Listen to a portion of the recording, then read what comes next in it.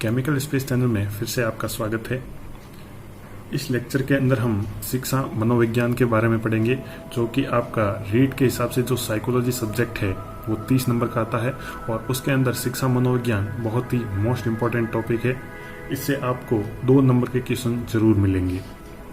इस वीडियो के अंदर हम देखेंगे शिक्षा का अर्थ क्या है, शिक्षा के शब्द के विभिन्न अर्थ क्या है और शिक्षा शब्द की किन किन महापुरुषों ने क्या परिभाषाएं दी, जिसके अंदर सबसे इम्पोर्टेंट परिभाषा है गांधी जी ने अपने क्या विचार दिए और स्वामी जी विवेकानंद ने अपने क्या विचार दिए। नेक्स्ट बात करेंगे इसके अंदर कि शिक्षा मनोविज्ञान क्या होता है, शिक्षा मनोविज्ञान शब्द की परिभाषा क्या है, शिक्षा मनोविज्ञान का जनक किसको कहा जाता है, शिक्षा मनोविज्ञान में रूसो के क्या विचार थे और सबसे लास्ट में शिक्षक जो वर्तमान में शिक्षक प्रशिक्षण चल रहे हैं उनका सर्वप्रथम प्रारंभ किसने किया और भारत के अंदर सबसे पहले प्रारंभ कब हुए।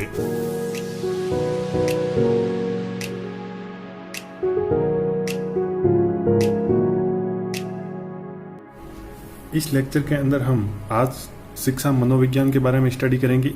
अगर शिक्षा मनोविज्ञान की स्टडी कर रहे हैं तो सबसे पहले अपने को शिक्षा शब्द का अर्थ पता होना चाहिए। यदि शिक्षा का सामान्य अर्थ देखें तो यह संस्कृत की शिक्ष धातु और अप्रत्यय से मिलकर बना होता है, जिसका अर्थ होता है सीखने और सिखाने की क्रिया। लेकिन अगर इस शिक्षा शब्द के अर्थ से देखें सीखने और सिखाने की क्रिया, तो ये अर्थ पूर्ण रूप से सही ढंग से नहीं बैठता। यदि वास्तविक अर्थों को देखा जाए तो शिक्षा शब्द वैदिक काल के अंदर उत्पत्ति हुई थी, जिसके अंदर एक बालक हमेशा एक गुरु के आश्रम में जाता था, उसके अज्ञान रूपी अंधकार को मिटाकर ज्ञान रूपी प्रकाश देता था, जिससे बालक का क्या हो जाता था, सर्वांगीण विकास होता था। देखो, जो आप ऊपर वाले अर्थ की बात कर रहे थे कि शिक्षा का अर्थ होता है सीखने और सिखाने की क्रिया, ये बुकों के अंदर आपको साइकोलॉजी की जो सामान्य प्रचलित अर्थ है उसके रूप में मिलेगा।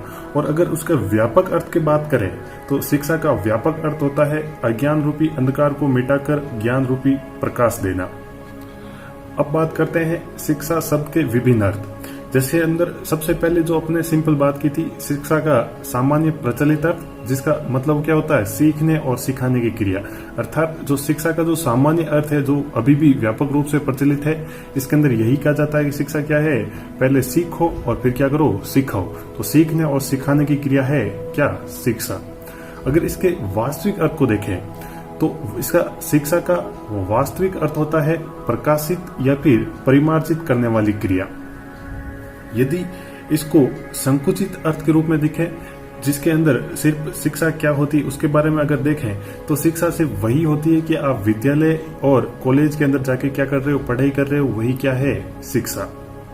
और अगर इसके व्यापक अर्थ की बात करें तो व्यापक अर्थ क्या होता है कि जीवन पर्यंत व्यक्ति प्रत्येक परिस्थिति में प्रत्येक स्थान पर वो सार्वभौमिक रूप से सीखता है। जैसे अब अगर आपका कोई छोटा बच्चा है, जैसे अगर कोई छोटा बच्चा है, ठीक है, तो वो छोटे बच्चा जब जन्म के थोड़ा सा बड़ा होता है तो क्या चलने लग जाता है, धीरे धीरे चलने लग जाता है, ठीक है। और उस समय अगर कोई उसके पास कीड़ा आता है तो वो क्या करता है, उसको पकड़ने की कोशिश करता है। जब कीड़े को वो पकड़ने की कोशिश कर रहा है तो अपने को पता है कि वो कीड़ा क्या है, जहरीला और इसको काटेगा, लेकिन वो बच्चा नहीं जानता। लेकिन जैसे ही आप उस कीड़े को हमेशा हटाते रहो, लेकिन बच्चे को एक मौका ऐसा मिल जाएगा जिससे वो क्या करेगा, उस कीड़े को पकड़ ही लेगा। जैसे आज पकड़ो या फिर कभी आया तो फिर पकड़ो, और एक बार कीड़ा उसको काटेगा तो उसको क्या पता चलेगा, ये काटता भी है, क्योंकि उसको दर्द हुआ। और उसके बाद जब कभी वो कीड़ा आएगा तो वो बच्चा उसको कभी भी नहीं पकड़ेगा।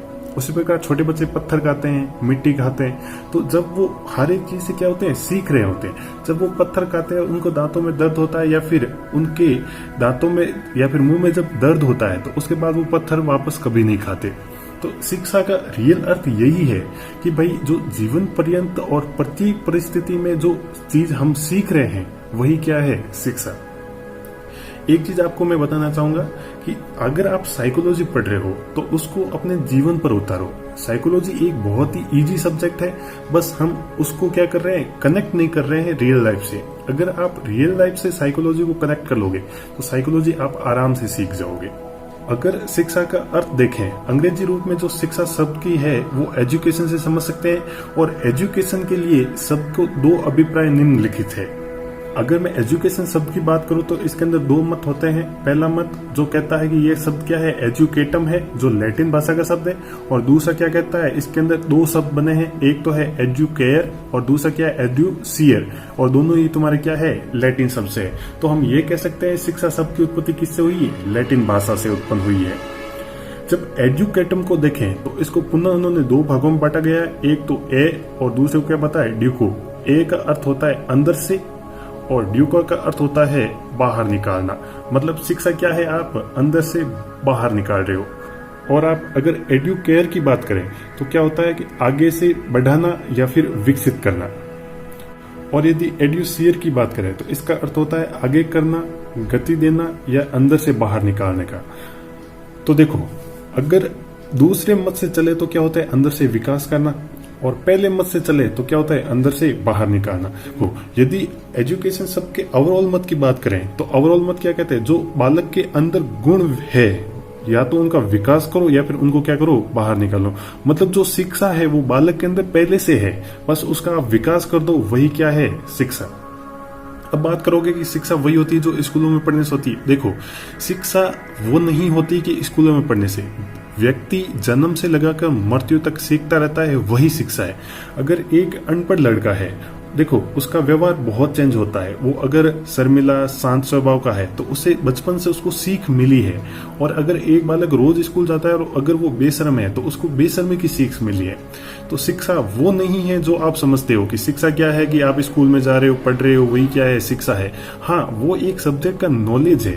लेकिन अगर शिक्षा की बात करें तो शिक्षा के अंदर सब कुछ आता है, जिसके अंदर आपका व्यवहार क्या है, आपको किस सब्जेक्ट की क्या पकड़ है, आपको किस प्रकार आप पढ़ रहे हो, आपकी दूसरों के प्रति आपकी कैसी बोलचाल है, किस प्रकार की भाषा है, वो सारी शिक्षा है।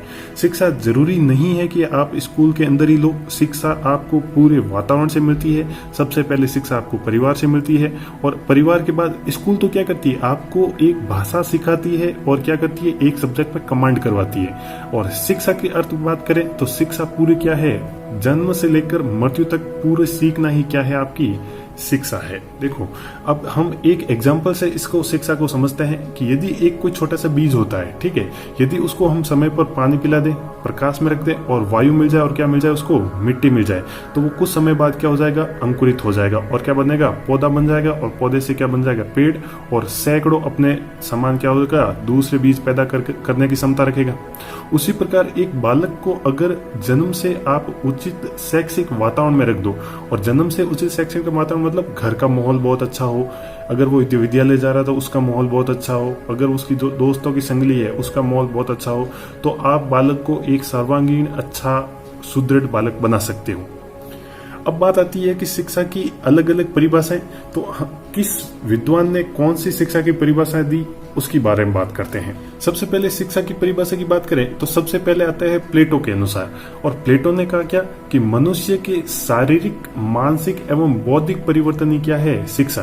तो देखो, प्लेटो ने कहने का अर्थ क्या है कि जो मनुष्य की जो शारीरिक है, जो उसकी शारीरिक हाव भाव किस प्रकार बदला है, मानसिक उसकी सोच, थिंकिंग किस प्रकार की बदली है, उसकी बुद्धि का विकास कितना हुआ, तेज तर्रार है या फिर जड़ बुद्धि है, उसमें जो परिवर्तन होता है वही क्या है, उसकी शिक्षा है।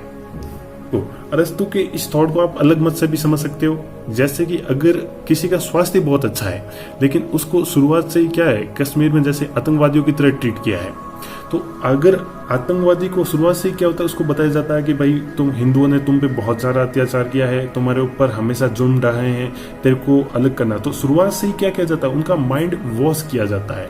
तो उसका शरीर स्वस्थ भले देखो लेकिन उसका दिमाग क्या है, स्वस्थ नहीं है। तो अरस्तु ने क्या कहा कि शिक्षा क्या होती है कि अगर कोई स्वस्थ शरीर में जो स्वस्थ मस्तिष्क है वही क्या है, तुम्हारी शिक्षा है। और हमेशा शिक्षा क्या करती है, स्वस्थ मस्तिष्क का निर्माण करती है।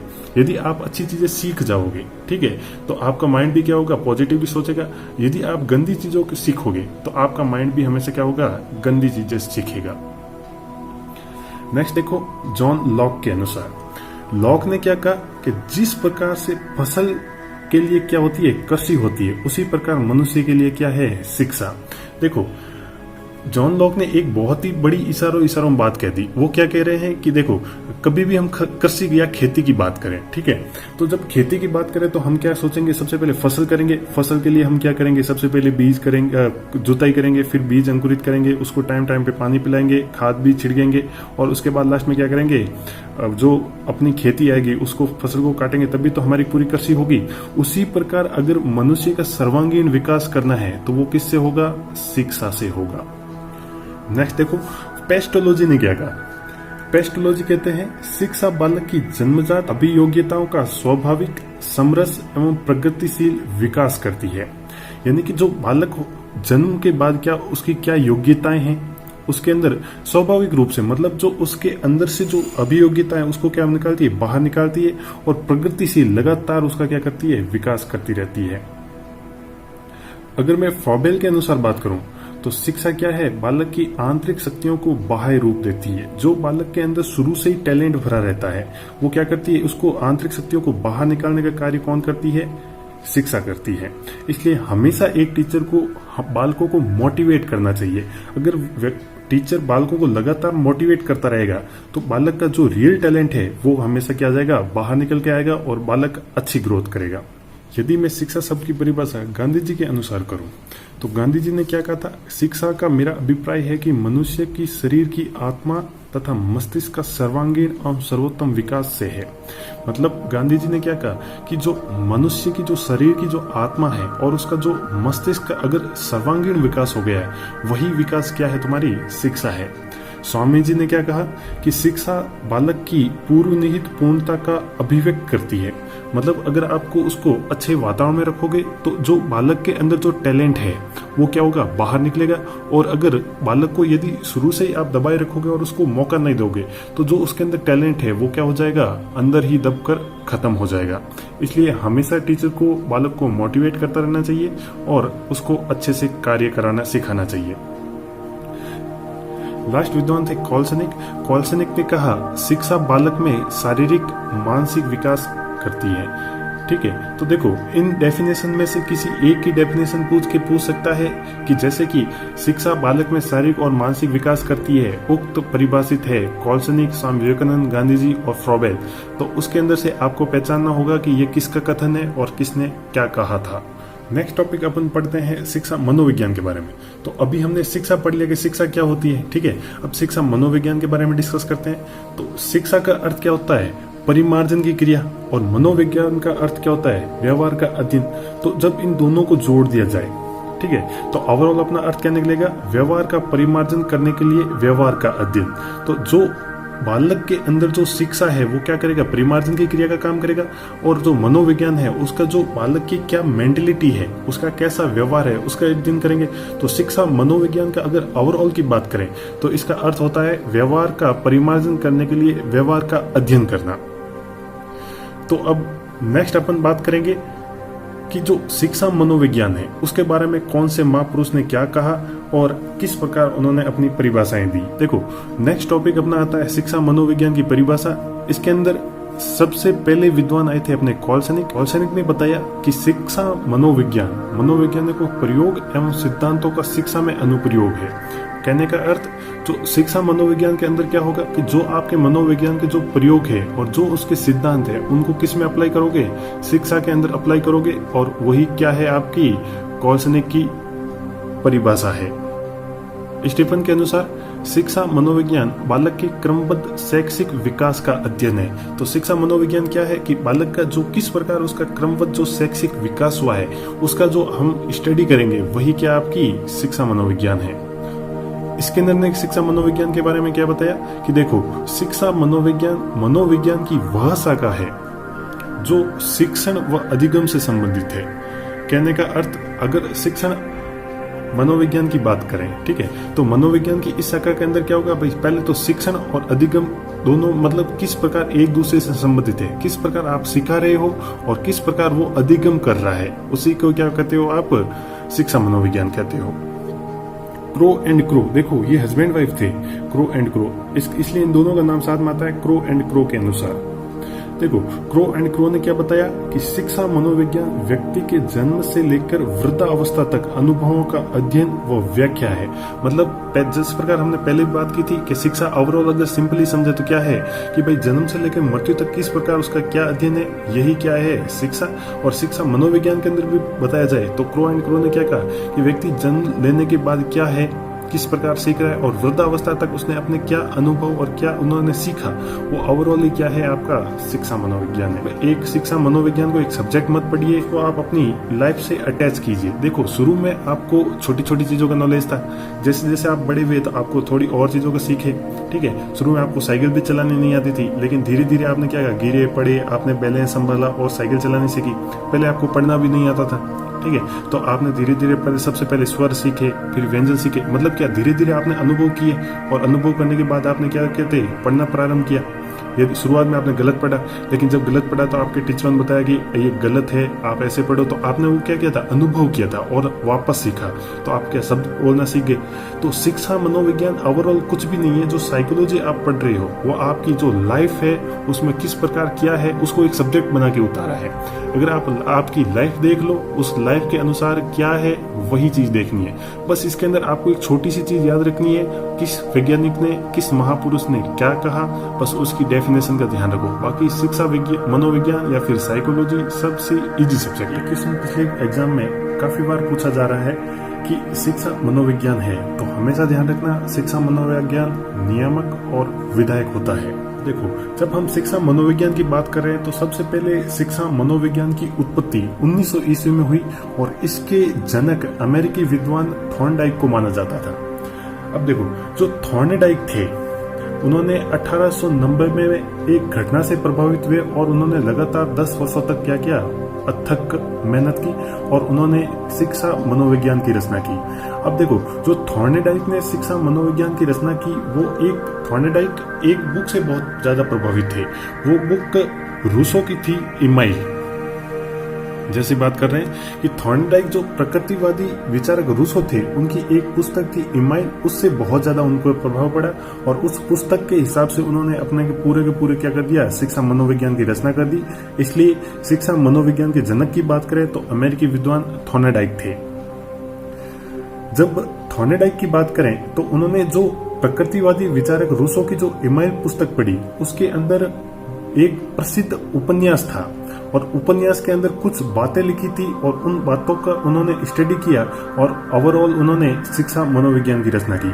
इमाइल के अंदर जो सबसे अच्छी चीजें लिखी थी, उसके अंदर पहली थी कि बालक एक पुस्तक के समान है, और शिक्षक को उसे अध्योपांत पढ़ना चाहिए। अध्योपांत मतलब शुरू से अंत तक। मतलब ओवरऑल कहने का मतलब कि बालक क्या है, एक बुक है, और शिक्षक को जिस प्रकार हम एक बुक पढ़ते हैं उसी प्रकार बालक को भी टीचर को क्या करना चाहिए, पूरा का पूरा पढ़ना चाहिए। और इसी विचार के कारण रूसो को शिक्षा के मनोवैज्ञानिक दृष्टिकोण लाने का श्रेय जाता है, और इसी विचार के कारण रूसो को शिक्षा के मनोवैज्ञानिक क्षेत्र का श्रेय जाता है। ठीक है, दूसरी चीज उन्होंने लिखी कि बालिका को चार दीवारी के अंदर की, जबकि बालक को बाह्य सामाजिक वातावरण की शिक्षा से जोड़ना चाहिए। अब देखो, इस कथन से आप सहमत भी नहीं होंगे। कोई लेडी देख रही है तो वो तो इस बात से बिल्कुल सहमत नहीं होगी कि बालिका को चार दीवारी के अंदर की कैसे शिक्षा। देखो, आपकी थोड़ी सी थिंकिंग थोड़ी सी चेंज है, ऐसा रूसो नहीं कहता। रूसो के कहने का अर्थ ये था कि जो बालिका को चार दीवार के अंदर की शिक्षा, मतलब कि जो घर के काम काज कार्य किस प्रकार करते हैं, कोई घर में प्रॉब्लम आती है तो उसको किस प्रकार हैंडल किया जाता है। बाहरी शिक्षा जो सब्जेक्ट की वो तो लेनी है, लेकिन घर की जो आंतरिक शिक्षा है उसको पूरा का पूरा ज्ञान होना चाहिए। और बालक को जो समाज में क्या चल रहा है, समाज के अंदर किस प्रकार कौन सा क्या कार्य चल रहा है, उसके अंदर क्या उसकी भूमिका होनी चाहिए, किस प्रकार करनी चाहिए, और कौन से कार्य को किस प्रकार सफल बनाना है, उसकी भी क्या देनी चाहिए, शिक्षा देनी चाहिए। रूसो का तात्पर्य यह था। ऐसा नहीं है कि बालिका को सिर्फ घर के कामकाज ही करते रहो और उसको कुछ भी मत कराओ और बालक को अच्छे से पढ़ाओ, ऐसा उन्होंने रूसो ने नहीं कहा था। रूसो ने बस इतना ही कहा था कि बालिका को पूरा घर का नॉलेज और पूरी साथ से शिक्षा के साथ साथ घर का नॉलेज की जितनी भी रिलेटेड जो भी शिक्षा है सारी पता होनी चाहिए, और बालक को जो बाह्य समाज से रिलेटेड जितनी भी शिक्षा है सारी की सारी पता होनी चाहिए। इमाइल में ही एक विचार और था जो आप देखिए, उसके अंदर उन्होंने रूसो ने बताया कि प्रारंभिक शिक्षा में बालक बालिका को साथ साथ रखना चाहिए। जब उसकी माध्यमिक शिक्षा होती है तो उसको अलग अलग कर देना चाहिए, और जब पुनः वापस वो कॉलेज की शिक्षा प्राप्त करते हैं तो उनको वापस साथ साथ दी जानी चाहिए। और इसी के आधार पर आजकल अधिकांश स्कूलों में एक क्लास 1 to 10 तक बालक बालिकाओं को साथ रखा जाता है। 11-12 में बालक बालिकाओं की क्लासें अलग अलग लगती है और वापस कॉलेज में क्या होता है, साथ साथ रखा जाता है। अब देखो इस पीछे इस अर्थ का लॉजिक क्या था।